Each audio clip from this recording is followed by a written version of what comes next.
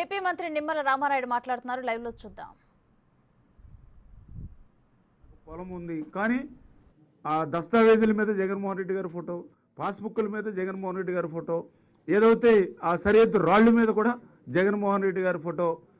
మరి మీ బిడ్డ అంటే రేపొద్దు ఈ ఫోటోలన్నీ చూపించి మన ఆస్తులకి అతను వారసుడిగా పెట్టుకునేటువంటి యాక్ట్ ఇది అని చెప్పి వేళ ప్రజలందరిలోనూ కూడా ఒక ఆలోచన వచ్చినటువంటి పరిస్థితి. పోనీ రికార్డులను ఏదైనా మారిస్తే దాని గురించి మళ్ళీ మనం ఏదైతే అధికారులే తుది నిర్ణయం అంటే మన ఆస్తిని మనం అమ్మాలన్నా కొనాలన్నా తాకట్టు పెట్టాలన్నా కూడా అధికారి మీద ఆధారపడాలి. అధికారి దానికి సర్టిఫికేట్ ఇవ్వాలంటే ఎవరు ఎందుకు ఇస్తాడు? అక్కడ ఉండేటువంటి ఎమ్మెల్యే అంటే ఎవరైతే గవర్నమెంట్ ఉందో వాళ్ళు ఎట్లా చెప్తే అట్లా చేస్తారు. అంటే ఈ ప్రైవేట్ ఆస్తులు సైతం ప్రజల ఆస్తులు సైతం జగన్ దాని కుప్పిట్లో తెచ్చుకునేటువంటి ప్రయత్నంలో ఏదైతే ల్యాండ్ టైటిలింగ్ యాక్ట్ అనేది ఏదైతే తీసుకొచ్చాడో దాంతో ఈరోజు రెండవ సంతకంగా రద్దు చేయడంతో ఇవాళ ఆంధ్రప్రదేశ్ రాష్ట్ర ప్రజలందరికీ కూడా ఇది ఒక వరం అనే విషయాన్ని కూడా ఈ సందర్భంగా తెలియజేసుకుంటూ, అదేవిధంగా ఏదైతే ఈవేళ చంద్రబాబు నాయుడు గారు పెట్టినటువంటి 3వ సంతకం, ఎందుకంటే ఇది చాలా చాలా ముఖ్యమైనటువంటి నేను కూడా భావిస్తూ ఉన్నా. ఎందుకంటే ఎవరైతే ఈవేళ ఆంధ్రప్రదేశ్ రాష్ట్రంలో ఆదరణ లేక నిరాదరణకు గురవుతున్నటువంటి వృద్ధులు ఎవరైతే ఉన్నారో, వితంతులు ఎవరైతే ఉన్నారో, దివ్యాంగులు ఎవరైతే ఉన్నారో వాళ్ళన్నింటినీ కూడా ఆదుకునేటువంటి మానవత్వం ఈవేళ చంద్రబాబు నాయుడు గారు, జగన్మోహన్ రెడ్డి గారు పదే మాటలతో చెప్పేవారు, కానీ చంద్రబాబు నాయుడు గారు చేతలతో చూపించేటువంటి వ్యక్తి. పెన్షన్స్ మీద కూడా జగన్మోహన్ రెడ్డి గారు ఎన్నో అబద్ధాలు అసత్యాలు ప్రచారం చేసినటువంటి పరిస్థితి.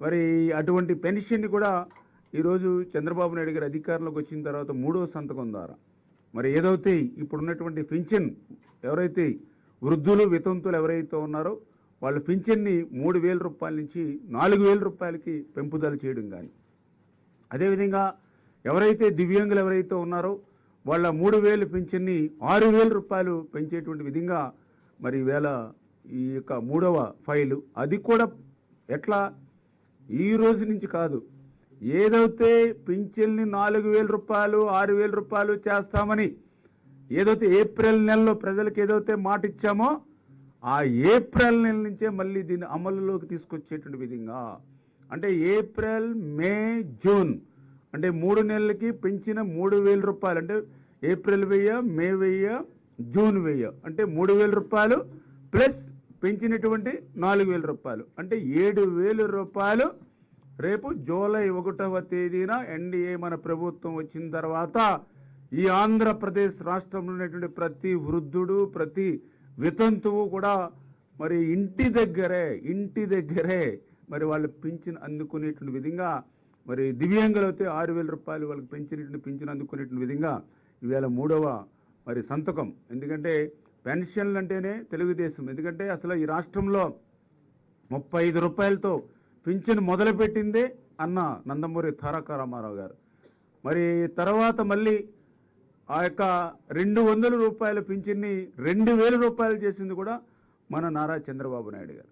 మళ్ళీ ఈవేళ 3,000 పింఛన్ని 4,000 రూపాయలు చేసింది కూడా చంద్రబాబు నాయుడు గారు. దయ ఉంచి ఎవరైతే వృద్ధులు వితంతులు దివ్యాంగులు ఎవరైతే ఉన్నారో వాళ్లే కాదు, వాళ్ళ కుమారులు కానీ వాళ్ళ కుమార్తెలు కానీ వాళ్ళ కోడళ్ళు కానీ వాళ్ళ అల్లుళ్ళు కానీ, ఎందుకంటే మీ మీద కూడా ఒక స్ట్రెస్ తగ్గుతుంది ఈవేళ గవర్నమెంట్ ఈవేళ వృద్ధులు వితంతులు దివ్యాంగులు ఆదుకోవడం ద్వారా. ఎందుకు చెప్తున్నానంటే పెన్షన్ల గురించి వైఎస్ఆర్సీపీ మాట్లాడడానికి కూడా వాళ్ళ అర్హత లేదు. ఎందుకంటే నేను స్టడీ చేసి చూస్తే 75 రూపాయలు పింఛన్ని 200 రూపాయలు ఆ రోజు ఎవరైతే వైఎస్ఆర్సీపీ ఆ రోజు కాంగ్రెస్ గవర్నమెంట్లో ఆ రోజు మన రాజశేఖర రెడ్డి గారు అంటే ఆ రోజు ఆయన పెంచిందల్లా 125 రూపాయలు. తర్వాత మళ్ళీ మొన్న 2,000 పింఛన్ని 3,000 రూపాయలు, అది కూడా చాలా మోసం దగా. ఎందుకంటే ఆ రోజు ఊరు వాడ 3,000 రూపాయలకి పెంచుకుంటూ పోతామంటే 3,000 రూపాయలు వస్తుంది అనుకున్నారు, కానీ ఆ 1,000 రూపాయలు పెంచడానికి 5 సంవత్సరాలు పట్టింది జగన్మోహన్ రెడ్డి గారికి. 1,000 రూపాయలు అంటే 250 కాడికి పెంచడం వల్ల మేము లెక్కలే చూస్తే 30,000